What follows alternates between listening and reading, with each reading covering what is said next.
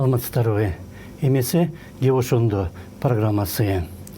Кече күнү Жогорку сот Өмүрбек Текебаев менен Дүйшөнкул Чотоновдун ишин жаңы ачылган жагдайлар боюнча караш керек эле.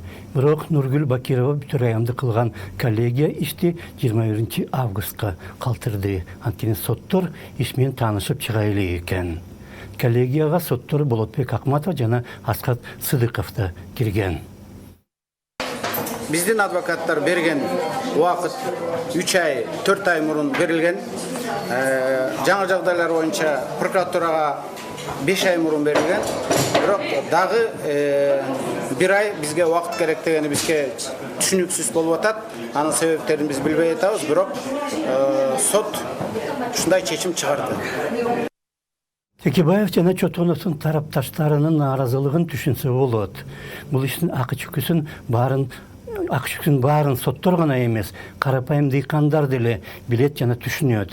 Арыздар деле бир топ убакыт мурда берилген экен. Ошондуктан канча көп томдон турса дагы 4-5 айдын ичинде иш менен таанышып чыгууга соттордо убакыт жетиштүү эле болгон.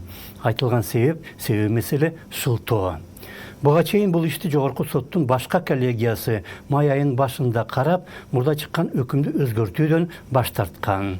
Ал иш 1 январдан тартып жаңы кодекстер ишке киргени менен байланыштуу пайда болгон жана маселени Жаңылман Беталы, Арзыбек Акыев менен Болотбек Батыралиев деген соттор карап, мурда чыккан чечимди өзгөртүүгө негиз жок деген өтүмдү 3 май күнү чыгарган. Албетте соттор ар бир иштин материалдары менен кылдат таанышып чыгыш керек. Антпесе туура эмес чечимдер чыгып кетиши мүмкүн.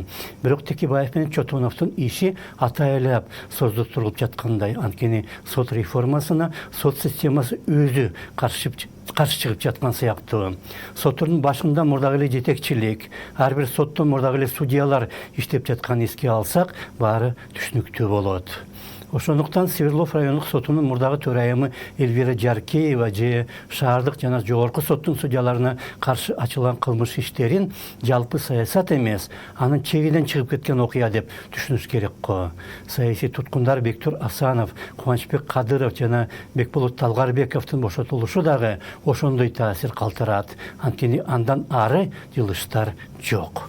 Былтыр февралда Коопсуздук кеңешинде тартип коргоо органдары менен соттор өздөрү коррупциялашкан деген президенттин сүйлөгөнүнөн кийин андан аркы талаптуу кадамдар жасалбай калды.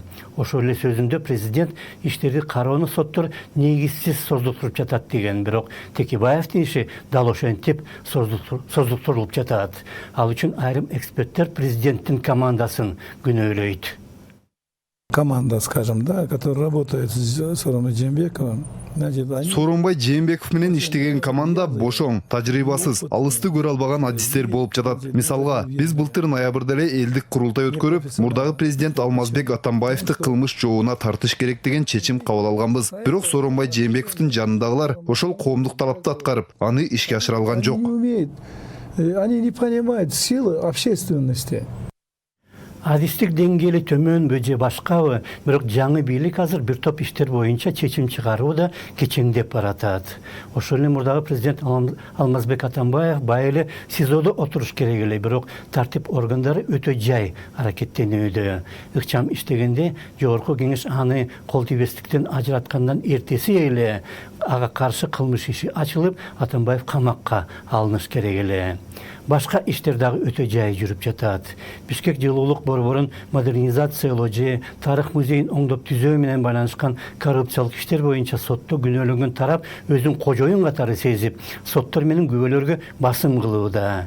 Тартип коргоо органдарында коррупция, мыйзам бузуу же рейдерлик иштер дагы уланууда. Акнет компаниясынын ишин эле эске салса жетиштүү.